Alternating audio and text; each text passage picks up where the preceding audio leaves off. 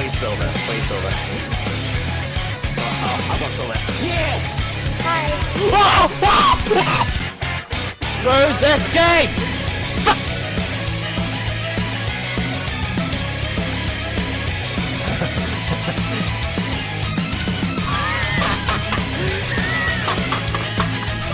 Please don't. Please don't.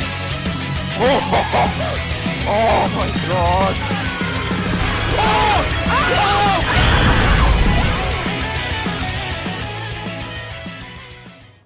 What's up everyone, this is Hayden Games, back with another video and a reaction video or reading video. And today we're checking out another story from the Craftnix Discord server based on his Minecraft Band Adventure Life series. It has been a while since I've done a story and I have been meaning to get round to these, but I've been really busy over the past couple of weeks, and the past couple of weeks I also haven't been able to record as much or stream. So we're checking out one of these stories today. I don't know how much I'm going to get done because there's two creators here that I'm going to do. I'm probably able to do just the one. Maybe not even like both of the stories I'm wanting to do from G the Game is what I'm going to start off with. So I will get around to the other one eventually, and I don't even know if I'm able to get through both of the stories that G has provided us with in this video. But I'm going to try my best to get through as much of this as possible within half an hour, so let's get right into it then without too much further delay. The link to G's channel will be down in the description, as well as Cross channel if you want to access the Craftnix Discord server from his channel. The link will be down below. And yeah, so let's check this out. BAL Auras and Magic Interlude Chapter, A Blue Moon Night, is what we'll be starting off with. So this is a chapter after the main Auras and Magic story, which he did actually remaster, by the way. And oh, actually this is the older one, isn't it? Yes, I think it is. Where's the new one? Here it is.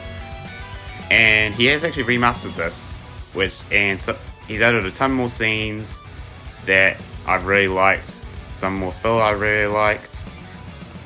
And there is one shot in particular that he added that I absolutely loved. If I can find it. It's a long story. He made it so much longer than the last one, and the last one was long enough already. Yeah, he had it like the chromate, so it was so much more of a threat this time compared to the original story. Then we get to see Luna do a bit more action, and this is by far my favorite shot from the story.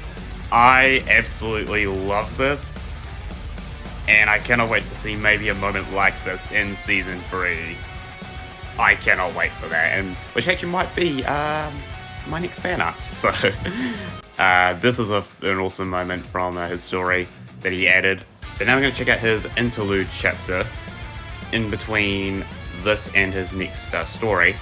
So yeah, I did say with too much delay, but now we're going to get into this. So if we can hit like 10 likes on this video, I'd greatly appreciate it as we get into this story. So let's get into it and get started. So just read the story name earlier. BAL Auras and Magic Interlude Chapter. A stormy blue moon night. A snow-white egret with gold and blue accents fought against the whipping winds as she powered through the storm. She flew carefully, ignoring the deafening booms of thunder, and avoiding the streaks of lightning that lit up the dark night. It was the worst night for a flight like this. On any other occasion, she'd sat by the fireplace with a steaming cup of coffee, drawing out plans for her next project. But despite how much she wanted to turn back, she knew she couldn't. Not only because of the significance of the night, but also for herself. She knew if what she heard was true, it could deeply affect her personally, but she wouldn't let that trouble her now. She'd deal with it when she arrived. Luckily, she didn't have far to go, as the large potato?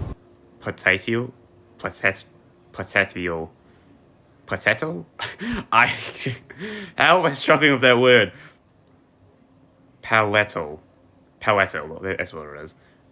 Paletal manor emerged through the heavy curtain of rain.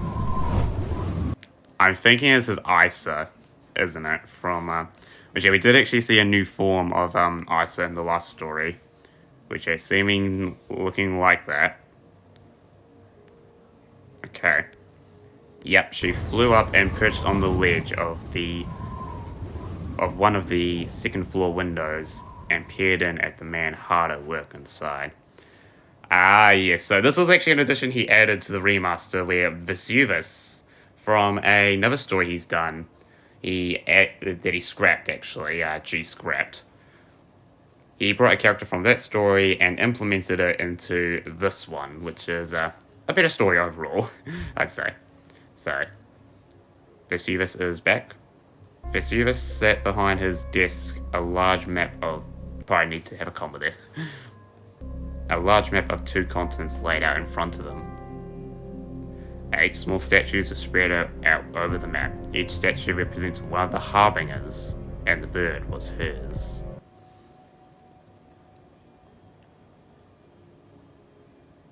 Ah, okay. Yeah, this was the map that, oh, actually, is this Shadow's one?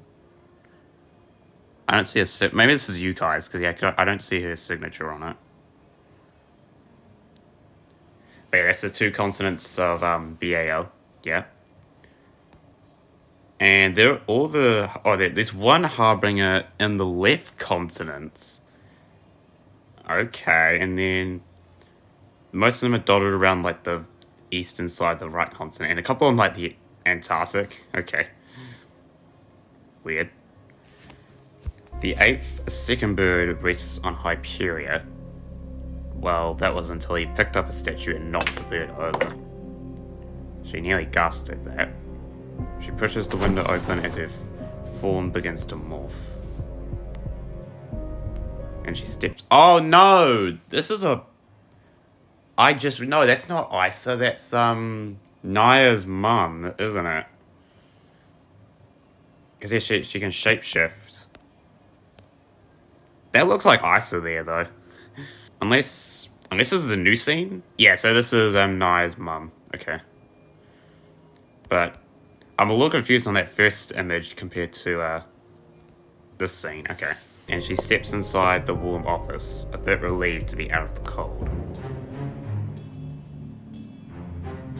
You are aware that the doors aren't just for decoration, right, Amara? Vesuvius asks in a monotone voice. I am aware, she began with a bit of sass in her voice. But frankly, I have no interest in speaking with my colleagues right now. But I must know, is the message you sent true? Were you able to retrieve the second life seed from Hyperia? Okay, now I'm confused.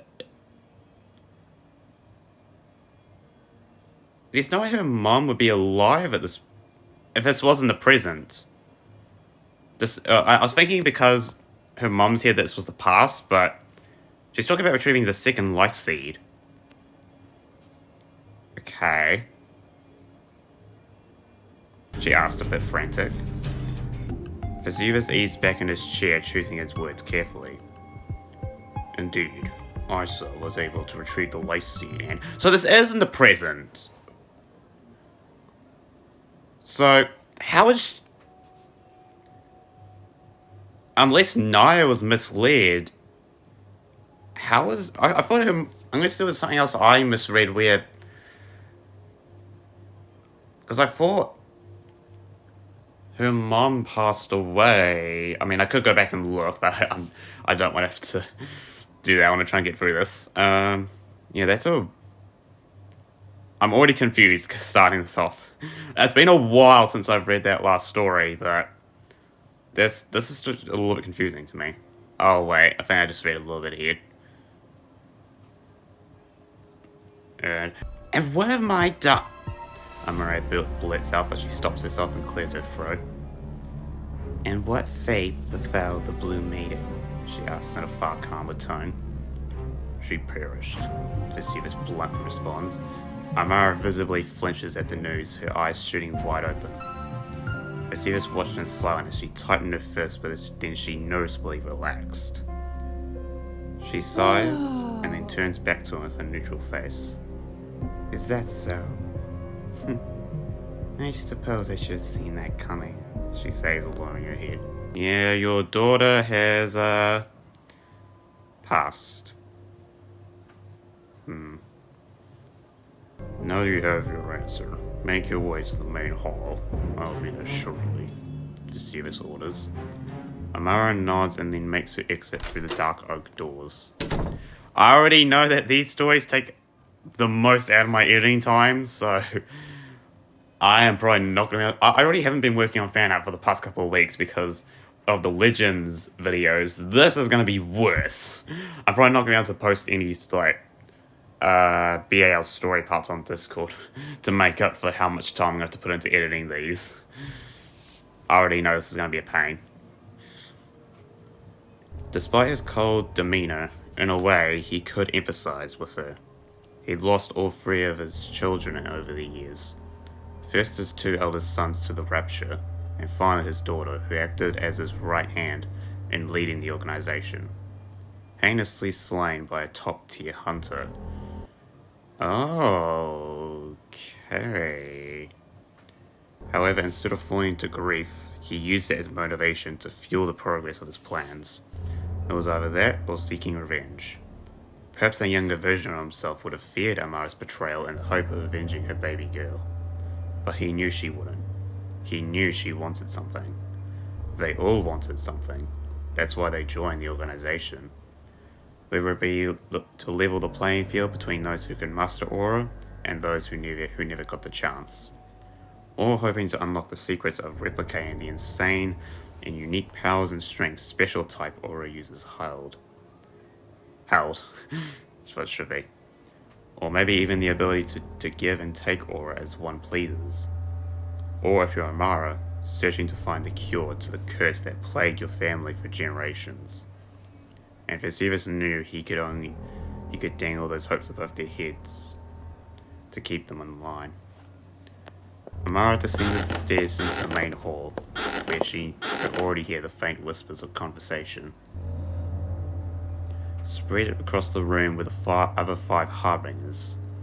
Standing off to the side by himself, reading a manuscript, was the rank 1 Harbinger, Pro-Memphis, codenamed the Knight. Further down, locked in conversation, was Dresden, the Doctor, and Calvin, the Teller. They ranked 2 and 5 Harbingers respectively. Perched on one of the upper balconies was the Ayana, the rank 4 Harbinger, codenamed the Dragon. She turned her sight to the back of the room where she found Isa, the Dark Mage, the rank 6 Harbinger. And then there was her, Amara, the Gurlin, rank 3. Above all of them was Vesuvius, the Grand Master, the Founder, and original Harbinger. Alright. I will say I do like a good amount of their designs. Like, the one that probably is the least appealing to me would be maybe the Doctor.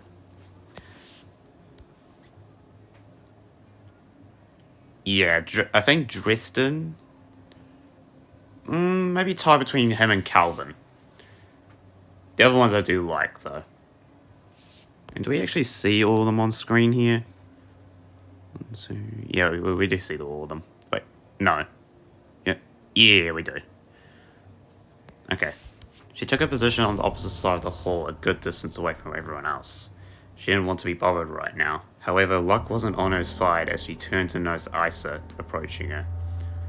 She moaned, dreading the awkward conversation she'd be forced to take part of and out of formality. But to her surprise, Isa simply grabbed her hand and placed something in it. Naya's Aegis. Yeah, he did go over a lot more about it in Aegis in the remaster of the story. It's those like those pendants on their chest, although hers is on her waist, I just realized. But yeah, those gems is what an Aegis is. So, yeah. And they're pretty interesting from what I remember from the story. Again, it's been a while, I can't fully remember, but yeah, I'd say pretty interesting. about like the different yeah, I don't know why I'm going on about this. I can't literally remember. But I know they're powerful from what I remember. Okay, so Ice actually gives Naya's mother her Aegis, the Naya's Aegis. Okay. I couldn't allow our colleague to get his grubby little hands on it. I knew you'd never forgive me for that, Isa began. We'll speak later. Oh. That's a little punctuation error. We'll speak later. It isn't safe here. Okay. And with that, Isa walked away, not waiting for a response. Meanwhile, Vesuvius stood by the window staring out into the sky. And for a patch in the sky, he saw it. The blue moon. Ah, yep. So it seems like the Harbinger's definitely power off of the blue moon. From what he's been going over in this story. The time has finally come. After so many centuries of planning, I can make good on my word to you, he triumphantly proclaimed. He grabbed both light seeds and went to the hall where the Harbingers awaited. All six gathered at the base of the stairs as he descended. He held both light seeds above his head for them to gaze upon. Finally, the day had come. With these artifacts in hand, we should be able to temporarily open a rift between the overworld and the prison realm, Vesuvius explains. And with the blue moon boosting my magic, I may be able to finally convene with her again and free her from the bonds that seal her away. Oh, so he did actually change the ending of the original where we didn't see a teaser for Cassidy. So I feel like we're going to see that now with this interlude chapter. Okay. And then I assume once she's been released, we could use the light seeds to open the portal gate that Amara and I rebuilt, and allow her to cross over without relying on the unstable rift, the doctor asks. Precisely, Vesuvius responds. Now, all we have to do is activate these, Vesuvius continues. He holds both light seeds together, trying to remember how to activate them. However, the instant both touch in a realm and accessible to all. Okay, there's a little bit of weird phrasing here. I don't know how to fully say it though, because... Or maybe there's grammar error. So I think this is how it should be said. However, the instant both touch, comma, in a realm maybe just generally that should have been reworded, I think, a bit better. In a realm inaccessible to all, Cassidy the Crimson Witch instantly senses the presence of both devices together and smirks. She rises out of the shallow ocean of black water she sits in and stares into the sky. Above the quartz arch in the blood-red sky, she watches as the normally crimson moon turns blue, just as it was in the overworld. Finally. She reaches forth, charging her aura for the first time in centuries. Her crimson-black aura flares up around her, parting the seas. She knew it would probably take all her power to connect both realms and shatter the curse that held her in place. But she didn't care. If it meant freedom, she'd give every drop of power. After a few seconds, she'd done it. She connected to her power held in the light seeds. Ah, here we go. Cassidy is back, it seems. She was able to tap into the power within the light seeds to bring her back from her prison realm. Suddenly, back in the overworld, the light seeds are ripped out of Vesuvius' hands, crackling with red and black lightning as they rise into the air. What the? Vesuvius yells out before he and everyone else are blown back by a massive pulse of power. Both seeds release as the golden shell that held the crystals in place shatters. Both crystals begin to rapidly spin around each other before fusing into a purple orb of energy. The orb shrinks on itself before blasting outward in a flash of light, blinding everyone. Vesuvius pulls himself off the ground, his ears ringing. He rubs his eyes, his vision slowly returning to normal. He watches in utter shock as both light seeds descend into the hand of the woman who steps out of the newly opened rift. However, one thing confused him. This woman didn't look like the Crimson Witch you remembered from 500 years ago, yet her presence felt the same. Cassidy stared down at the white sea, surprised at how plain such powerful objects were, but she wasn't one to waste time. Okay. Yeah, her mask got broken. That's interesting. Not gonna lie, looks kind of a pretty nice design, among other things. Oh no, she's hot. Alright. She turns and hurls both white seas through the rapidly closing rifts, sealing them away in a realm with no way to access them. No one is going to seal her away again. Satisfied, she turns to Vesuvius. I'm surprised you managed to get everything but my release. So I must extend my gratitude for that, Cassidy begins. But based on your reaction, I assume you weren't expecting my interference with the ritual. Oh well, she says dismissively. My lady, Vesuvius begins, stumbling over his words. What has happened to you? You look nothing like when we last met. He continues, looking at her from head to toe. Cassidy stares down at herself, finally acknowledging the change. Oh, yes, that. You see, to break the bonds that trap me in the prison realm, and to both connect such a distant realm to the overworld, required enormous amounts of power. Or to put it simply, all the power of my Crimson Witch form, returning me to Cassidy, she began. Oh! As for my look now, I use my magic to whip up a new outfit, and make a few minor aesthetic changes to prevent any surviving Caledonians or their ancestors from recognizing me. So you're telling me that the power of the Crimson Witch is gone? Yes, but that's a minor inconvenience at best. If I ever do feel like reassuming that form, I suppose I could travel to the Farlands and speak with the spirits again. But I believe my aura and magics should suffice for now, Cassidy responds. Understood. What's our next move? Vesuvius asks. Cassidy thinks about it for a moment, still a bit unsure. Now that I'm unsure of. My plan back then was to burn the old world away and create it anew. However, after much time to think, I've come to understand the folly in that plan. And I lack much knowledge on the state of affairs of this new world, Cassidy admits.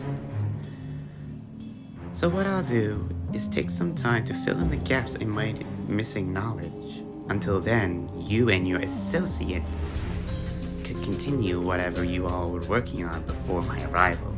Though he's a bit disappointed by her response, he knows there's nothing he can do. Though he does wonder just how much weaker Cassidy is now. Because from what he feels, she's leagues weaker than the full power she displayed when she destroyed Caledonia. Perhaps weak enough for him to... or at least until he gets more answers. So for now, he just agrees. Yes, my lady. Okay, this was interesting, and even though it's kind of short, I mean, to be fair, this video is probably already half an hour long, and I barely read anything. So this was interesting. So she lost her Crimson Witch form, and she's resumed to a more Cassidy state. I think this is what she probably looked like before she gained the powers of the Crimson Witch when she was a knight. Is probably how she looks. And I don't really know. Yeah, I think I prefer the Crimson Witch before more, but I can't deny that she does look pretty good in both ways. So yeah, I am a little bit confused about. Well, I was confused about the state of the story going into this, but how is her mom alive now? Because didn't she die in the original, or did I misread something? Because this seems to all be happening in the present time. So this... Okay, but... Alright, but I still enjoyed reading this. This actually might not take as long to edit as what I thought it would. Oh, actually, no, to be fair, the sound effects might still do it, but yeah. Although, it is mostly talking until towards the end, so maybe I won't take that much time to edit. But it still is a half an hour long video, so yeah, hope you enjoyed this, my reaction and reading of this story. I enjoyed this shorter interlude chapter between the Auras and Magic story and possibly his next Auras and Magic story. And yeah. So I hope you enjoyed this video. If you did, make sure to hit the like button, subscribe if you are new, make sure to find Twitch, link is down below in the description. The link to G's channel will also be down in the description, the one who wrote this story. As well as I'll put Craft's channel in the description if you want to access his Discord server to read this for yourself. I still have one more G's stories to probably catch up on now, which is the ballet of the Hydra Bandits. I'm very intrigued with the couple of characters that we see here. But I can't read this today. I unfortunately don't have much time. It took me half an hour just to read the interlude chapter here, so I'm going to have to save that other one for another video. I still got to catch up on Shadow stories as well, so that's the other person I was going to do a reaction to today, but obviously I don't have much time, so that'll be probably taken care of the next couple of weeks or so. But even then, I don't know when this video is going to be dropping because of how much I have to edit. So yeah, hope you enjoyed my reaction to this. I will be doing more soon, and yeah, I will see you in the next video or live stream. Goodbye.